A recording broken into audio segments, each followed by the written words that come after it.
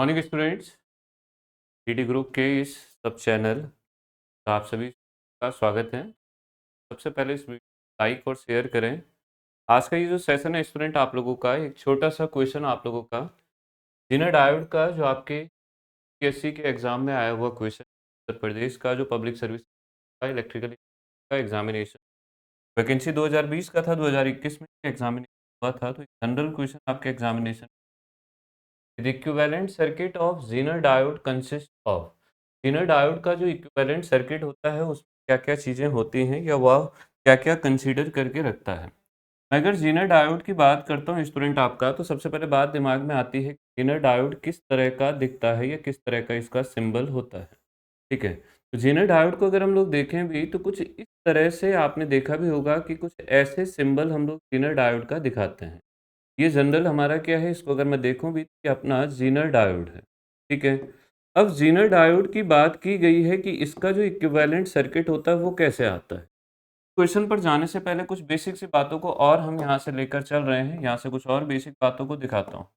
जैसे सबसे पहले अगर मैं जनरल एक जीनर डायोड की बात करूँ, आपके इसके फिजिकल स्ट्रक्चर पर बेस्ड क्वेश्चन देखो, मैंने सबसे पहला डोपिंग से रिलेटेड क्वेश्चन था।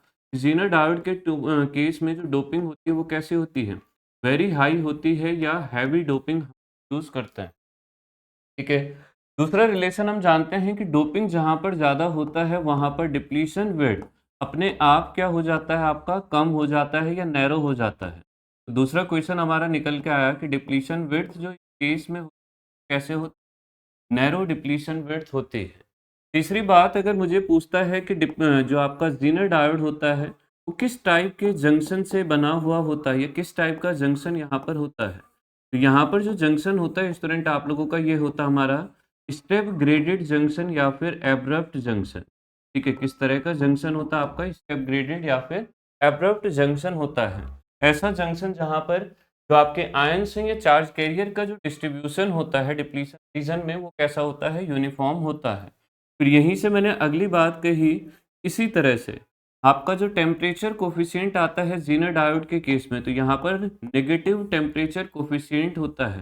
और किसके रिस्पेक्टिवली ये बात चल रही है स्टूडेंट आपकी, नेगेटिव टेम्परेचर कोफिशिएंट होता है विद रिस्पेक्ट टू। ठीक है, ये आपका किसका होता है, with respect to applied voltage. जो कहानी चल रही है वो किसके रिस्पेक्टिवली है, अप्लाइड वोल्टेज के रिस्पेक्टिवली है, कि जो आपने वोल्टेज लगाया है।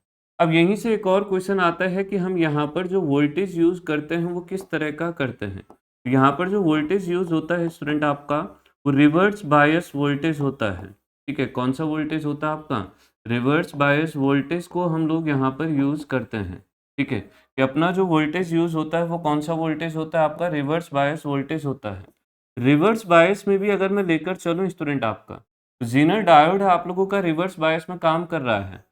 आप रिवर्स बायस वोल्टेज को अगर बढ़ाते जाएंगे तो बात सिंपल सी है कि बहुत ज़्यादा रिवर्स बायस वोल्टेज आ जाने पर बायस कहाँ चली जाएगी, ब्रेक डाउन में चले जाएगी। तो मेन एप्लीकेशन जो जीनर डायोड का होता है वो कैसे होता है, एक वोल्टेज रेगुलेटर की फॉर्म में। कि यहाँ से अगर मैं कहूँ भी एक वोल्टेज रेगुलेटर या फिर वोल्टेज स्टेबलाइजर के रूप में या स्टेबलाइजर की फॉर्म में ये काम करता है। ठीक है, तो वोल्टेज रेगुलेटर या स्टेबलाइजर कहने का मतलब क्या है कि जब भी हमारा जीनर डायोड की अगर मैं बात करता हूँ कि अगर जीनर डायोड आपका ब्रेक डाउन की कंडीशन में है, ब्रेक डाउन रीजन में है।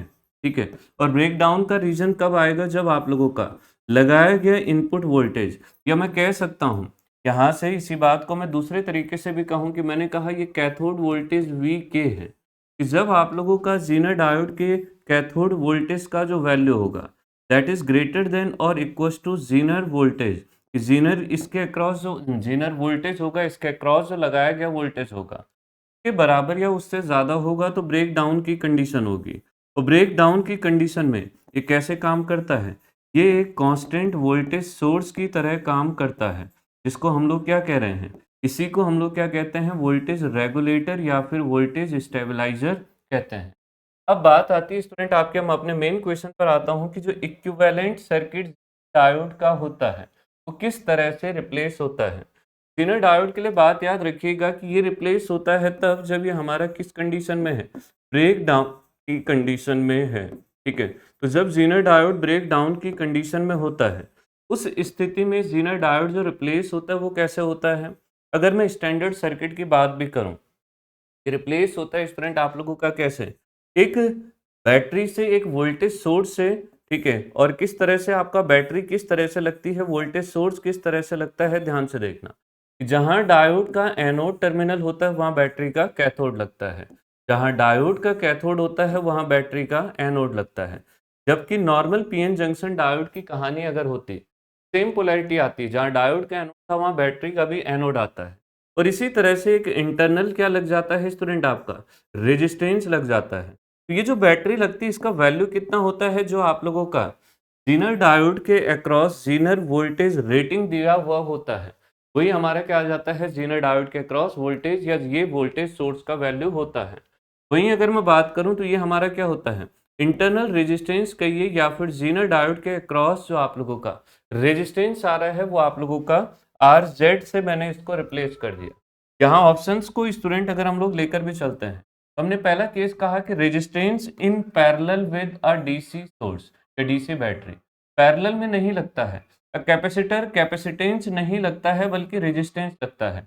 तो कैपेसिटेंस की बात फिर से आई तो कैपेसिटर नहीं लगता है। तो हमने कहा एक स्मॉल डायनेमिक रेजिस्टेंस लगता है सीरीज में, किसके, बैटरी के। इस हिसाब से जो हमारा करेक्ट आंसर निकल के आ रहा है, वो कौन सा आ रहा है स्टूडेंट, आपका ऑप्शन डी आ रहा है।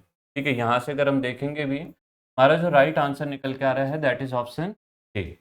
इस तरह का ज़ीनर डायोड का बेसिक सा क्वेश्चन स्टूडेंट आप लोगों का इलेक्ट्रॉनिक्स पार्ट से आपके इलेक्ट्रिकल इंजीनियरिंग के एग्जामिनेशन में आया हुआ क्वेश्चन है।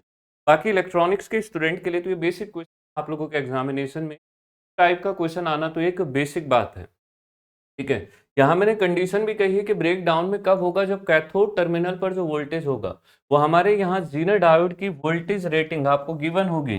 ठीक है, या तो सर्किट में बनाई होगी या तो आपको अलग से क्वेश्चन में लिखा होगा। इस वोल्टेज से ज़्यादा या कम से कम के बराबर आना चाहिए।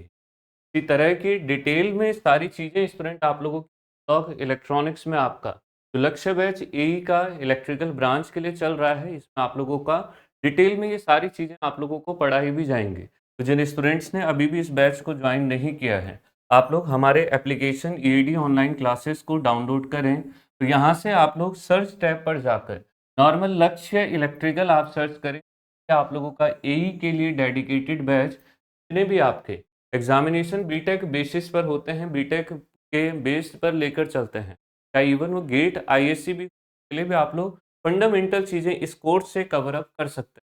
बाकी ए लेवल के जितने भी एग्जामिनेशन सभी के लिए डिटेल्ड बैच है, तो आप लोग इस बैच को भी ज्वाइन कर सकते हैं। सभी स्टूडेंट्स इन सारी बातों को नोट डाउन भी कर लें, और इसी तरह से क्वेश्चंस को समझें अच्छे से। बेसिक सा था और आपके यूपीपीएससी में पूछा गया क्वेश्चन था। सभी स्टूडेंट इस वीडियो लाइक और शेयर ज़रूर करें, और इसी तरह से हमारे साथ हमारे इस चैनल पर जुड़े रहें। सभी को ज़्यादा से ज़्यादा आप लोग शेयर करते हुए ये ज़रूर कहें कि इस चैनल को आप लोग सब्सक्राइब ज़रूर करें। तो आज के लिए थैंक यू स्टूडेंट।